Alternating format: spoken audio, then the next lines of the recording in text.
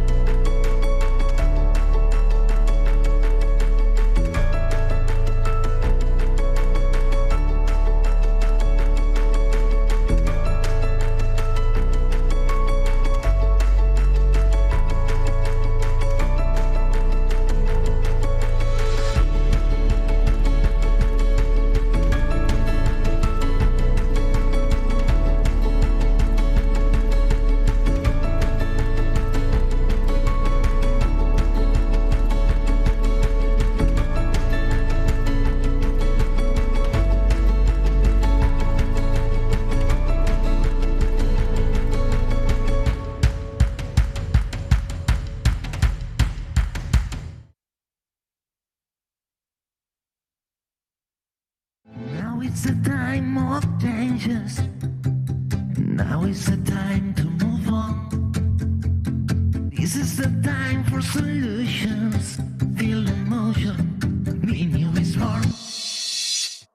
Really none of you. No one connected to you. Really none of you.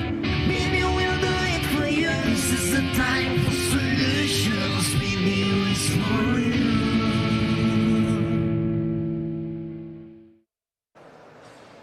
Seguimos en BNews, son las 11 de la mañana y ahora la sesión que vamos a llevar a cabo la hemos llamado 2022 cuando las nuevas tecnologías convierten las fábricas en inteligentes. En estos 4 días, aquí en este escenario del D-Factory, estamos hablando de industria digital, pero desde un ámbito genérico, desde todas las vertientes que llenan esta industria digital, ya sea en base a tecnologías, por ejemplo. Pero ahora nos queremos centrar en la industria en sí, como concepto más tangible, cómo las nuevas tecnologías pueden ayudar a las industrias en aspectos como una producción más eficiente o la logística, por ejemplo.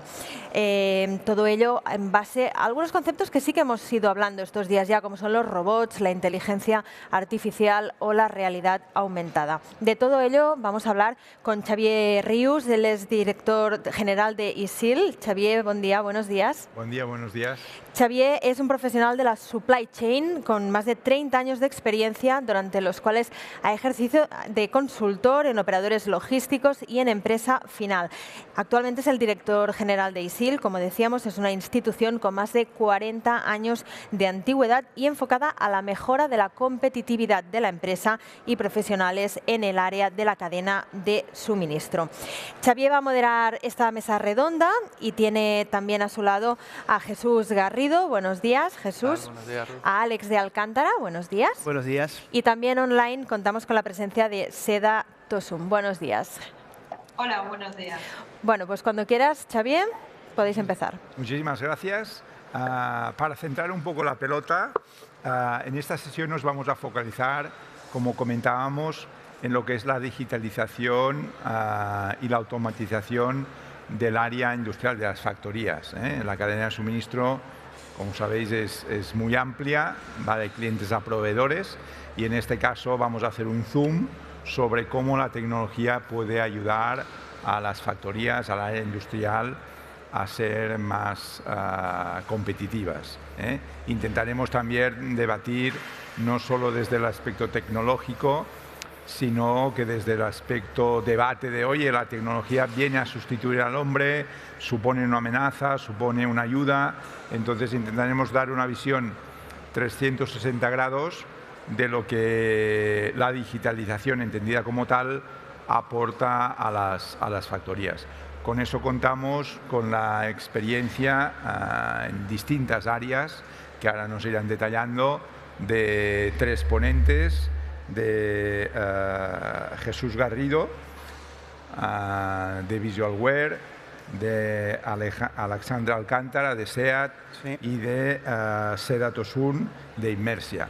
Entonces, básicamente lo que se trata es de que ellos, de una manera muy práctica, no solo nos introduzcan a esas tecnologías, sino que también nos pongan en valor casos prácticos o casos de uso, o donde la tecnología en sus largos años de experiencia nos ha podido ayudar.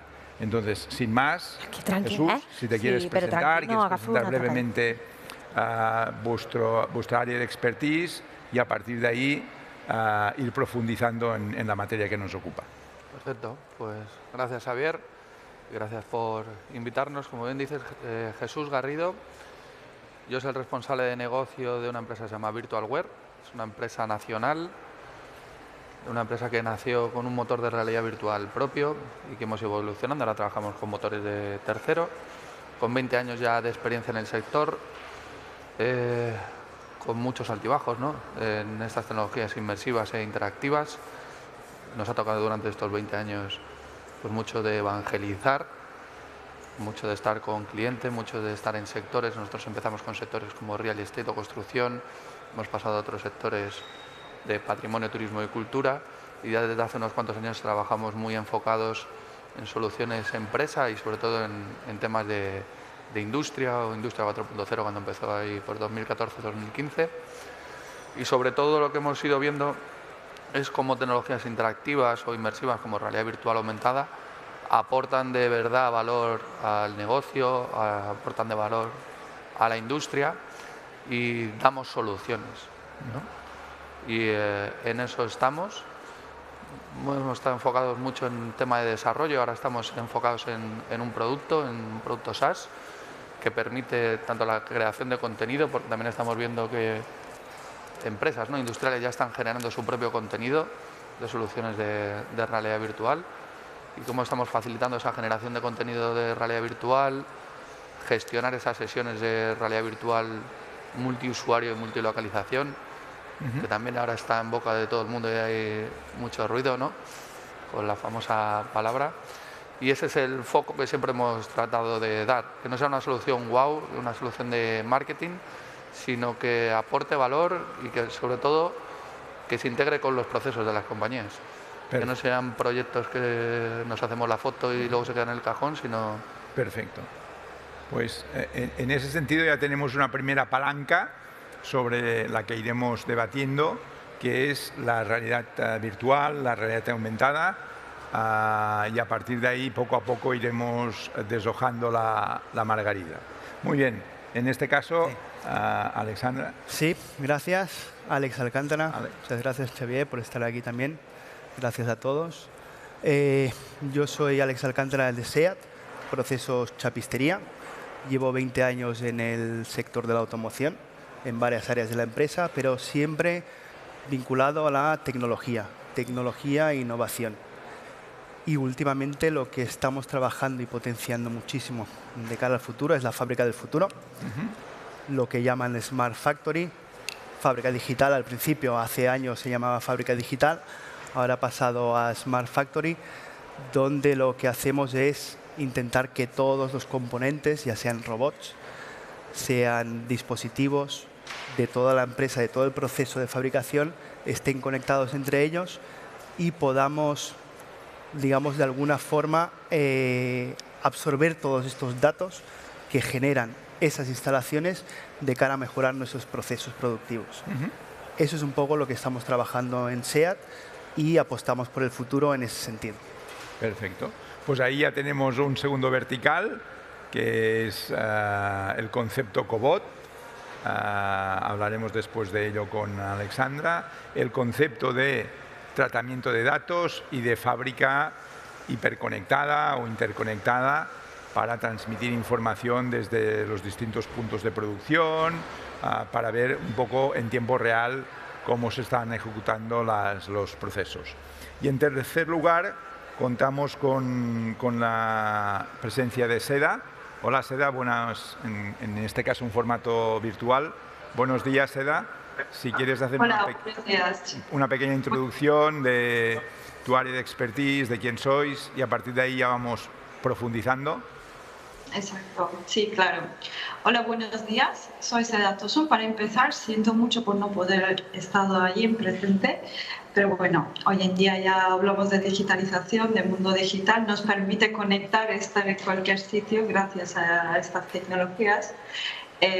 Nosotros venimos del sector de mundo de datos, para explicar. Yo, aunque tengo mi pasado, más pasados en el sector, pero empezamos con Inmersia hace poco. Somos una startup joven, llevamos 4 años en el sector y trabajamos con mundo de datos y entornos tridimensionales, entornos interactivas e inmersivas, digamos, porque nuestro propuesta de valor ha empezado investigando un poco el mundo de industrias, los retos, y hemos detectado algunos retos muy claros y para solucionar eso creamos Inmersia. Estamos trabajando con datos, con complejidad y cantidad de datos y resolviendo el reto a un mundo inmersivo que se expresa mejor a nivel cognitivo. Los datos dejan de ser complejos para los usuarios, que les ayudan de verdad a solucionar los problemas. Entonces, para ello hemos ayudado a varias empresas. Puedo contar luego algunos casos de éxito, pero hemos trabajado con empresas grandes en el sector siderurgia, en el sector energía, en el sector telecomunicación, donde haya muchos datos y mucha complejidad. Siempre estamos aplicando diferentes tecnologías como analítica, como inteligencia artificial, como visualización avanzada de datos, como realidad virtual, realidad aumentada, para mejorar la experiencia y la conexión a estos datos. Y siempre los resultados son los que usuarios entienden mejor su dato, su información, su planta, comunican mejor con su trabajo de día a día y al final logramos optimizar muchos procesos. Muchísimas gracias, Seda, por tu introducción. Pues ya tenemos de alguna manera la mesa servida. Ahora lo que se trata es de que debatamos alrededor de estos ejes que comentábamos. Y poco a poco para ir entrando. Tema, lo habéis tratado vosotros, tema de realidad aumentada. A todos nos suena a unas gafas muy chulas que te pones y que parece que estés metido en un metaverso de estos que ahora están de moda, pero más allá del tópico, por decirlo así, y yendo un poco a lo que nos interesa, que es ayudar a las empresas a ser más competitivas.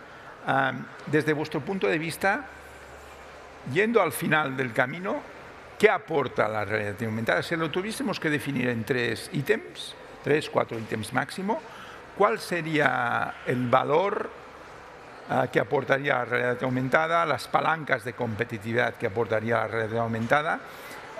Y por otra parte, para ponerlo también un poco más difícil, ¿qué retos o qué obstáculos deberíamos superar, os habéis encontrado que las empresas deben superar para implantar realidad aumentada? Porque si no sería todo muy fácil, ¿no? Es decir, por una parte ventajas, tips, 3, 4 ventajas, por otra parte puntos a considerar o a tener en cuenta antes de emprender este camino. Jesús, vale. Si quieres... Bueno, yo primero separaría entre realidad virtual y realidad aumentada.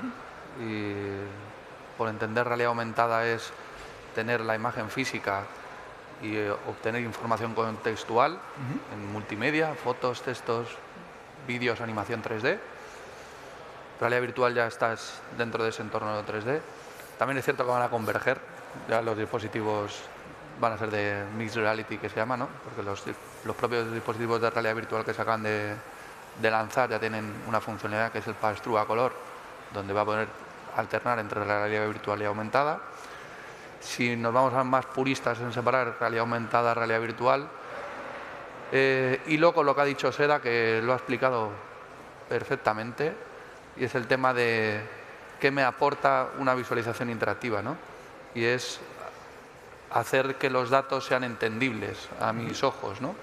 Entonces, teniendo esa idea y teniendo dispositivos de realidad aumentada, yo lo veo claro en mantenimiento in situ, o si tengo que tomar una decisión in situ. Si yo puedo estar mirando una máquina o una producción lineal y puedo estar obteniendo datos en tiempo real y están siendo dibujados, pintados ante mis ojos, pues seguramente la decisión que voy a tomar es mucho más sencilla que si tengo que estar en otra sala analizando datos y luego desplazándome o llamando a un tercero para que tome la decisión. Entonces, creo que el gran valor añadido de la realidad aumentada es ese, ¿no? Cómo puede hacer entendible ante mis ojos datos y en tiempo real para tomar una decisión. La desventaja o por qué no se está implantando, pues seguramente estamos en planta, tienes temas de PRL y estás vistiendo un dispositivo nuevo, ¿no? Que no siempre te van a dejar que sea accesible. Entonces, ocurre, ¿no? Que la tecnología va más rápido de que vaya la legislación. Vale. Entonces, ese para mí es el punto o la barrera que tiene la realidad aumentada y por qué no se está implantando de manera masiva en una fábrica. Perfecto. Entonces, entender lo que pasa en el sitio que pasa y en el momento que pasa. Sí, para tomar final, decisiones de alguna manera más acertadas y en tiempo real. Sí, además estamos en una sociedad, ¿no?, del real time, que queremos toda la información al momento y verídica, ¿no? Porque también queremos la información y verídica. Exacto. Entonces, necesitas estar ante tu línea de producción, ante tu máquina, y que los datos que te están dibujando sean reales. Para eso tienes que tener una buena integración, que muchas veces también ocurre, ¿no? Queremos empezar la casa por el tejado. Quiero poner las gafas de realidad aumentada en mi línea de producción y con qué me conecto, ¿no? Si no tengo elementos de IoT que me estén dando datos o no tengo un software de gestión que me esté dando los datos verídicos. Entonces, al final lo que voy a pintar pues son datos fake. Pues... Sí. Si tengo input de malos datos, el output tampoco es correcto, ¿no? En ese sentido. Muy bien. Seda, ¿ahí qué podrías añadir, complementar con tu experiencia? Estoy totalmente de acuerdo con Jesús. O sea, es muy importante al principio definir un objetivo. Seguramente Jesús, a vosotros también habrá pasado empresas diciendo, tengo estas gafas, nosotros hemos comprado estos dispositivos, ¿cómo podemos aprovechar de ello? Y es un poco lo que dices, casa por tejado. O sea, importante es que me ponga un objetivo de mejorar lo que sea, mi proceso de control de calidad, y para eso pues, mejora necesito aplicar estas tecnologías de realidad aumentada, utilizar este software y de esta manera voy a hacer ese control de calidad más ágil, más rápido. Sí. Entonces, aquí sí. O sea, de alguna manera las gafas no son un fin, sino que son un medio, ¿no? O sea, no tengo las gafas y ahí se acaba la historia, sino que las gafas son una herramienta dentro de un proyecto más global en el cual pretendo alcanzar unos objetivos de tener más datos, tomar mejores decisiones, ¿no? Exacto. Perfecto. Muy bien. Pues ya hemos roto quizá el primer tabú de decir, bueno, antes de pedirle a los Reyes Magos unas gafas virtuales, pienso bien el fin, para qué las necesito, para qué las voy a usar. ¿En SEAT usáis este tipo de tecnología? Sí que usamos esa tecnología y desde hace muchísimos años, la verdad. Comentando antes con Jesús, antes de empezar aquí, nosotros hace 20 años que empezamos con las primeras gafas que aquello pesaba 2-3 kilos. No sé, hoy en día ya estamos hablando de gramos, ¿no? Pero sí que es verdad que nosotros también en SEAT, como controlamos todo el proceso, desde el desarrollo del vehículo, pasando por la planificación hasta la industrialización, entonces yo creo que es muy importante saber dónde vas a aplicar la tecnología. En el caso de gafas, no podemos ir a buscar a implantar unas gafas en todo el proceso porque a lo mejor no tiene sentido o no aporta tanto valor. Sí que vemos, por ejemplo, en fases de desarrollo donde podemos reducir el número de prototipos físicos, por ejemplo, tú ahí sí que puedes introducir unas gafas de realidad virtual, iterar muchísimo para mejorar el producto y entonces eso te reduce costes al final. Al final no haces el prototipo físico, acabarás haciendo, por supuesto, porque lo tienes que hacer, pero quizás puedes reducir el número de... El famoso ensayo y error. Correcto. Ensayo-error, pues unas gafas te permite esta flexibilidad porque hoy tengo un producto X, mañana me liberan otras geometrías y al día siguiente lo puedo volver a verificar y todo se hace mucho más rápido. O sea, sí.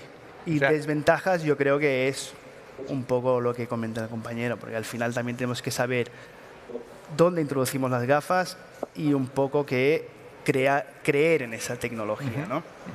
Y que el usuario esté, entiendo yo, mentalmente preparado, ¿no? Porque le cambias totalmente la manera de trabajar. Es decir, formar a la gente, explicarle que eso no es una amenaza, que es una ayuda. ¿La resistencia al cambio cómo la veis? Vosotros que habéis hecho muchas implantaciones, Jesús y... Yo antes de la resistencia al cambio, es que creo que esa es la clave, ¿no? Cuando tú vas a hacer un proyecto, por lo menos nuestra perspectiva es hacerlo más desde el software que desde el hardware, ¿no? Que muchas veces es lo que te lleva al error, como quiero hacerme la foto con el aparato o con el device última tecnología, te lleva a eso, ¿no? A una foto, pero no te lleva a una implantación real. Y creo que ese es el punto clave. O sea, la realidad virtual, lleváis en SEAT muchos años trabajando con ello, ya se sabe en qué casos de uso te aporta valor y en cuáles pues igual no. Y la idea es meterlo en esos puntos y darle la salida adecuada. En unos casos será un casco de realidad virtual, en otros casos pues será un casco de realidad aumentada, ¿no? Porque lo es en tiempo real. Pero para mí la clave es tener una estrategia y una visión. Y justo hilo con la amenaza. Pues creo que todo el evento va de... ¿no? Los 4 días que estéis aquí en Barcelona va sobre ello. Es una realidad, las cosas están cambiando, hay una incertidumbre, pero a lo largo de la historia siempre ha habido incertidumbre, ¿no? Y siempre la habrá. Y ahora nos toca pues nuevas tecnologías, que creo que lo acertado es ir aportándolas y probando, ¿no? Esa parte de prototipado, prueba de error, e ir implementándolas poco a poco. Como siempre somos personas, hay algunas que adaptamos de mejor grado, otras de peor grado, pero y hay gente que todo a la primera, luego un grupo que igual vamos detrás y lo adaptamos, y hay otros que siempre van a ser reticentes al cambio. Mi mentalidad es, no me puedo quedar en los que son negacionistas porque entonces no avanzamos. Pero que es quizá un aspecto importante a tener en cuenta en los proyectos de implantación, ¿no? El formar a la gente, el vencer esas resistencias al cambio, ¿no? No sé si habéis tenido experiencia. Formar a la gente es clave. Claro, si estás integrándolo y lo metes en tu estrategia y quieres que lo utilicen, pues les tienes que dar ese aporte y ese apoyo, ¿no? Entendido. Perfecto. Pues tendríamos ya la segunda palanca, ¿no? Decíamos primero interpretación de datos en tiempo real, toma de decisiones. Ahora Alexandra ponía encima de la mesa el tema de simulación para ahorrar el ensayo y error. En tu caso, Seda, ¿podrías poner algún tercer tip de uso de este tipo de tecnología? Exacto, yo creo que abriendo esta sesión no podemos ir sin hablar de datos, gestión analítica y el uso de datos, inteligencia operativa de fabricación que hoy en día es muy importante. Yo hablaría de este tema, no sé si en qué orden quieres. Sí, adelante. Vale. El mismo ejemplo que estabas hablando, Jesús, los negacionistas es que no podemos ser, porque hoy en día, por ejemplo, el tema de inteligencia operativa de fabricación que estamos hablando es el uso de analítica de datos para lograr conocimientos operativos que nos sirven para optimizar nuestros procesos. Entonces, usar el dato de manera inteligente, digamos. estos procesos mejoran mucho en fabricación, en procesos de organización, en control de calidad, logística, consumo de recursos, en muchas maneras, puntos nos pueden aportar a hacer mejoras. Y hoy en día los estudios dicen que un 61% de las empresas ya lo están usando. Eso quiere decir que si hay negacionistas, si la gente que se resiste a usar estas tecnologías, un 61% de sus competidores están ya un paso más allá, ya están aprovechando estas tecnologías y usan estos paneles de rendimiento de fabricación y eso les ayuda a aplicar una mejora continua y con más rapidez. Y aquí el tema es que hay gente que se encuentra en un paso muy avanzado, hay gente que se encuentra en un paso más inicial, pero siempre hay que empezar, hay que dar el primer paso en estos temas. O sea, si no tenemos los datos hay que conectar, hay que crear esa base de datos, esto cool, y luego empezar a usar, empezar a ponerse de familiar con ello. Y luego a partir de ello empieza el viaje de analítica. Es una cultura trabajar con datos y no todas las empresas tienen esa cultura. Lo que decía es para formar a la gente, para que se acostumbren a usar estas tecnologías nuevas, porque a todos nos cuesta añadir algo nuevo a nuestra vida de día a día. No nos engañamos en las empresas, en vida normal y en todo paso. ¿Y cómo podemos? Es otro reto para resolver. Y la manera de poder conseguir ese reto de trabajar con datos en las empresas es ponerlo fácil. Y eso consiste en creación de estas visualizaciones, estas interacciones o esta representación de datos de manera más fácil, de manera que sea más cerca a lo natural, al mundo natural, vida normal, o las interacciones más cómodas posible que sea. Nosotros creando estos tipos de interfaces, pero detrás teniendo el motor de analítica, teniendo el capa de IoT de siempre, estamos logrando un uso mucho más alto en las empresas, porque una vez que lo apliquen, luego hay que convencer todos operarios que lo usen, que lo hacen caso, añaden los procesos, pero claro, no siempre es tan fácil aplicar estas culturas en las empresas. Con lo cual ahí entramos en el debate típico, ¿no? Convertir la cadena de suministro en general y la fábrica en particular no solo en un elemento de flujo de materiales, sino también de flujo de información a través de la extracción de datos y sobre todo por lo que decíais de la ordenación de esos datos para que nos ayuden a sacar conclusiones y a tomar decisiones. Es todo como un embudo, ¿no? Para entendernos en ese sentido. Sí. Perfecto. Entonces, simplemente añadir, porque me parece muy bien lo que comenta la compañera. Nosotros, por ejemplo, en el entorno productivo, en el cual tienes una chapistería de 90% de un grado de automatización, entonces ahí generamos una cantidad brutal de datos. Entonces, esos datos hay que interpretarlos. Yo creo que ahí es donde se generan oportunidades y esta resistencia al cambio siempre ha habido, pero ahí es donde generan oportunidades de tener a gente formada para poder interpretar esos datos, que ese es el siguiente nivel que tenemos que llegar. Los datos los tenemos, todo conectado, generamos muchísimos, pero hace falta interpretarlos. Exacto, exacto. Con lo cual sería un reskilling en ese sentido del personal, de las habilidades, de las aptitudes de la gente y pasar de gente que manipula a equipos de trabajo que interpreten datos o que tomen decisiones. Correcto. Perfecto. Entonces, esa palanca o ese vector de digitalización, cerramos, si os parece, esa carpeta, no porque no sea interesante, sino porque hay otras carpetas. Tema de otro vector, tema de robotización, robots, cobots, no tanto en tratamiento de datos, sino en lo que se refiere a proceso puro, ¿no? Ahí yo creo que Alexandra nos puede ayudar muchísimo. ¿Qué experiencia tenéis? Pues nosotros también a nivel de robots colaborativos, comentando internamente, a veces lo llamamos no colaborativos, sino cooperativos, es decir, esos tipos de robots lo que vienen a ser es una ayuda al operario.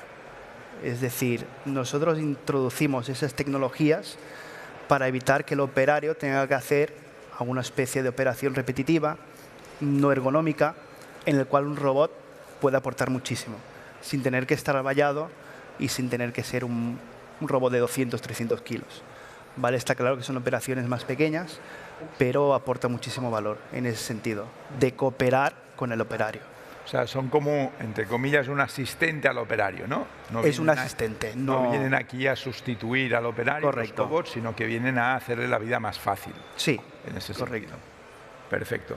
Lógicamente habrá un componente más grande o más pequeño de mejora de productividad, pero que el enfoque básico del cobot no es ese. Y una cosa importante o relevante es que comentabas que comparten espacios, ¿no? No hay una valla que separe Exacto. a un elemento mecánico peligroso potencialmente que pueda dañar, sino que está especialmente diseñado para coexistir en el espacio. Correcto. Eso al final nos aporta también muchas ventajas, parte de ayudar al operario en cuanto a reducción de inversiones, porque no tienes que vallarlo, no tienes que tener el robot protegido, y por supuesto de cara al operario pues tiene un robot con unas garantías de seguridad que a la que se acerca reduce velocidad y si lo toca el robot va a parar. Que también la gente de PRL estará muy contenta. Exacto. O sea, al final es crear en ese sentido cosas que nos pongan la vida fácil desde el punto de vista de extracción de datos y de interpretación y desde el punto de vista más operativo en ese, correcto, sí, en ese sentido. A nivel de extracción de datos, yo creo que también es muy importante, ya hablando de robots industriales, de obtener toda esta información, tratarlos y conseguir ese mantenimiento predictivo. Es decir, nosotros tenemos pautadas todo cuando tenemos que hacer los mantenimientos, pero de cara al futuro, pues a lo mejor tú lo que puedes es tratar estos datos y saber cuándo el robot, y automáticamente el robot va a decir, ojo, yo necesito que me arregles. Vale. Eso es lo que tenemos que llegar. Que ahí entraríamos en otro vector de la digitalización, que es quizá el IoT, ¿no? Sí. Máquinas que hablan, entre comillas, o interactúan con otras máquinas, ¿no? Una fábrica autónoma 100%. Exacto, que seguramente, bueno, muy probablemente ahí también tenéis experiencia en SEAT. Correcto. De interacción entre fábricas. Interacción entre máquinas tenemos robots conectados, ya hemos hecho casos de usos de mantenimientos predictivos de las técnicas de unión de soldadura, en el cual antes de que pueda ocurrir un fallo, nosotros ya detectamos y solventamos el posible error, con lo que el error no llega a ocurrir. Entonces esto es todo gracias a esa tecnología IoT, que todos estén conectados entre ellos. Entonces, en ese sentido, Jesús, Seda, seguro que tenéis a lo largo de vuestra trayectoria muchos casos de uso bonitos. Entonces, si nos pudieseis compartir, hasta donde lógicamente el sentido común lo permita, algún caso de estos de éxito, decir, mira, implantamos esta solución y obtuvimos esto. O sea, aterrizar un poco. La primera parte del debate era más conceptual y ahora estoy seguro que la audiencia va a agradecer el que aterricemos en un par de casos prácticos, ejemplos, ¿no?, de implantaciones. Entonces, en el orden que queráis. Jesús. Pues Seda, si quieres empezar tú, ya que estás en remoto. Vale, claro. Sí, tenemos muchos casos. Estamos trabajando con Acciona para monitorización de los datos como cámara digital para una planta de reciclaje. Estamos trabajando con Sidenor, que es una empresa del sector siderurgia que tiene muchos procesos, tiene muchos datos, un mes aplicado, y sobre ello estamos aplicando analítica en los datos y un panel de visualización. En profundo también puedo contar un caso que hicimos con Radio Televisión Española por ser empresa pública, para poder compartir también los detalles porque son datos públicos. Con Radio Televisión Española, el reto que tenían ellos, tenían que gestionar en tiempo real y hacer una analítica basado en información que tenían histórico de gestión de torres de emisión que tenían en toda España. Estamos hablando de cientos de torres y cada una está emitiendo muchos datos en tiempo real. Entonces el reto era tener una interfaz, una conexión que les permite de una vista a los técnicos saber si hay algo mal o todos están bien, algún dato que tiene que llegar que sea muy rápido, algunas comparaciones, los KPIs principales que están definiendo. Entonces, para solucionar ello, aplicamos dos interfaces. Primero ha sido realidad virtual, porque los técnicos al nada más empezar al día utilizando gafas de realidad virtual podían interactuar con datos de manera muy ágil y de manera muy visual, teniendo el mapa del país delante y sus torres encima con indicadores de códigos de colores, comunicaciones de manera audiovisual. Todo es como un BI, pero de manera mucho más avanzada.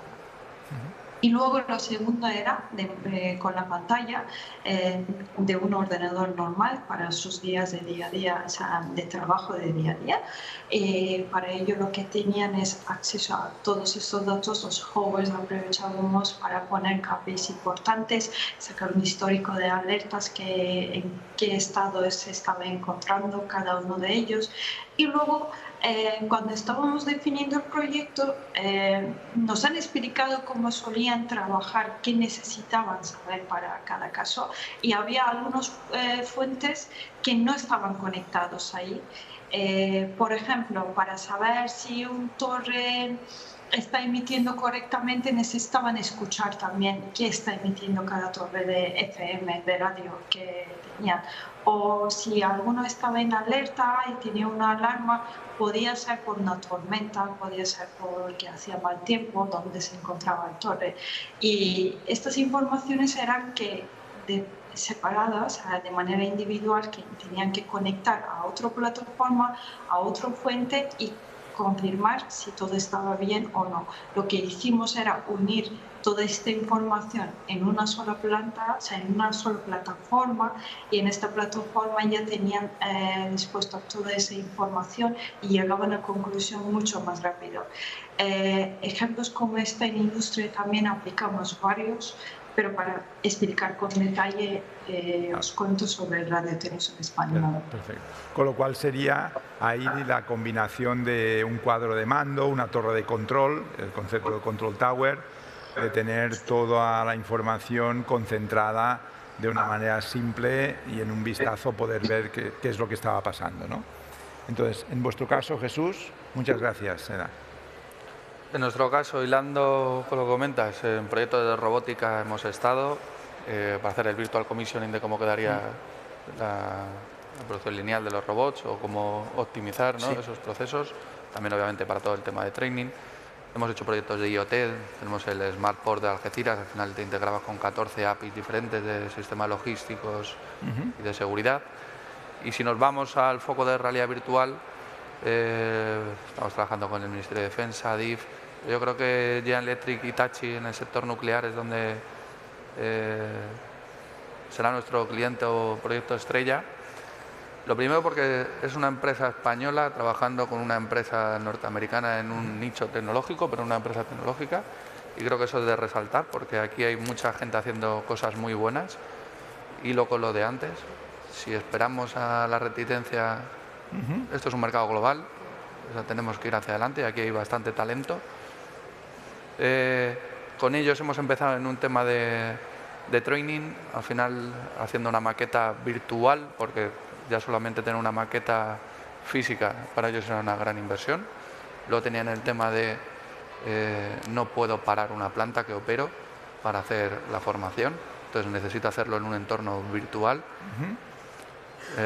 Esto les está llevando ya no solo reducción de costes, porque puedo hacer entrenamientos en virtual y me ahorro todos los expenses, ¿no?, de los viajes y dietas, sino que les está pidiendo también un abanico de ingresos, porque antes tenía X personas pueden formarse al año, ahora tengo ilimitadas personas. Claro.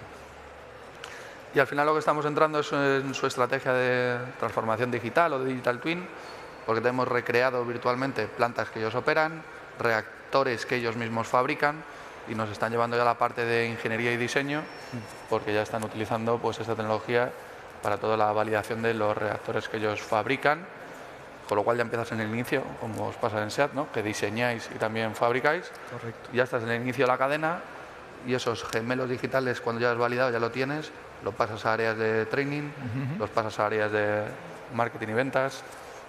Con lo cual ya no solo sería prototipar, que decíamos antes, con estas tecnologías, sino que también sería formar a gente que quizá ha entrado nueva a la compañía, formar o entender procesos de una manera más... Para mí lo más importante ya no es hablar de una tecnología realidad virtual, ¿no? Que es WOW, o unos dispositivos de realidad virtual que es WOW, sino ya estás aplicando una solución y ya la tecnología empieza a ser transparente. Ajá. Entonces para nosotros ese es el gran valor. Entonces esa reticencia de la que hablamos será menos, porque ya estás integrado, ya es algo más transparente y es algo más habitual. Forma parte de los procesos mismos de la compañía. Sí, y para nosotros, y luego lo de SEDA, el dato, ¿no? Pues si quieres aprovechar el dato, pues lo tienes que integrar con los procesos donde están los datos. Sí, yo lo que me he quedado viéndolo un poco también desde fuera, porque no es mi área específica de conocimiento, un poco lo que ha ido saliendo a lo largo de la sesión, que antes de iniciar cualquier cosa, cualquier proceso de automatización, primero hay que tener las cosas claras, segundo tengo que tener el objetivo muy claro, qué recursos voy a dedicar, no solo económicos, sino también humanos, y plantearlo como un proyecto como tal, y no comprarse, entre comillas, mal dicho, un juguetito, ¿no? Al final, lo del juguetito, que quizás es lo más vistoso, quizás lo más llamativo, es la punta del iceberg. Lo importante es tener todo el resto bien armado. Entonces, en ese sentido, si queréis, en 15 segundos cada uno de vosotros, estamos agotando el tiempo, en 15 segundos cada uno de vosotros dar un último mensaje a la audiencia, tanto presencial como virtual, en este sentido. Bueno, pues yo creo que es muy importante lo que es la fábrica digital, tener esas herramientas en tu proceso productivo, en planificación, para poder simular mucho antes de que venga el producto, esté en serie, es imprescindible. Imprescindible para reducción de costes, reducción de inversiones y hacer que el proceso sea mucho más productivo. O sea, la antelación. La antelación, sobre todo. Sí. Muy bien, perfecto. Jesús. Por mi parte, que el momento es ahora. Venimos de una pandemia que ya nos ha enseñado que la tecnología es necesaria, que la tenemos que aplicar, que no es cosa de youtubers o frikis, sino que nos impacta realmente. Y además vienen una serie de fondos que van a impulsar todos estos proyectos de innovación y tecnología. Y es el momento es ahora. Hay que coger la rueda para lo que queramos ser en los próximos 5, 10, 20 años. Perfecto, gracias Jesús. Seda. Yo recomendaría, sí que los objetivos son importantes, poner objetivos grandes, pero empezar a los proyectos, a los procesos con demos, con pasos pequeños. Siempre se puede aplicar un pequeño demo, un pequeño MVP y ver los resultados. Antes de ver si de verdad les sirve y es útil para ellos, es muy importante ir probando estos tipos de tecnologías y ver el encaje con la empresa y ajustar y adaptar a las necesidades exactas. Perfecto, pues muchísimas gracias a los tres ponentes, Seda, a Jesús, a Alexandra, muchísimas gracias. Y a Vinew por darnos esta oportunidad de compartir todo este conocimiento con todos ustedes.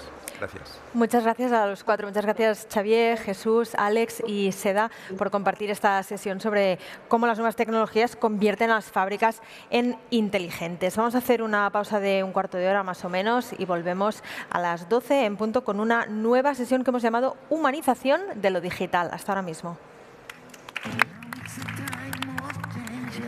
Ha habido un momento que pensaba que This is the time for solutions. Feel the motion. Vinew is more. Fabricamos talento. Fabricamos innovación. Y, cómo no, sostenibilidad. Fabricamos una nueva economía. Y un mundo nuevo, en 3D, por supuesto. Pero sobre todo, fabricamos futuro. Y es que fabricamos empleo para más de 137.000 trabajadores. Fabricamos oportunidades globales de negocio en un espacio de más de 10 millones de metros cuadrados. Y fabricamos servicios de vanguardia y ventajas competitivas para más de 175 empresas. Consorcio de la Zona Franca. Fabricamos oportunidades para tu futuro. Welcome to D-Factory, the factory that develops talent, technology, innovation, and of course in the heart of Barcelona. After all, D-Factory is consolidating Barcelona as a European capital of development for Industry 4.0, for digitalization, for transformation, creating 1,500 direct jobs and 5,000 indirect jobs in the city, close to the metro, the harbour and the airport. And promoted by the Consorci de la Zona Franca de Barcelona.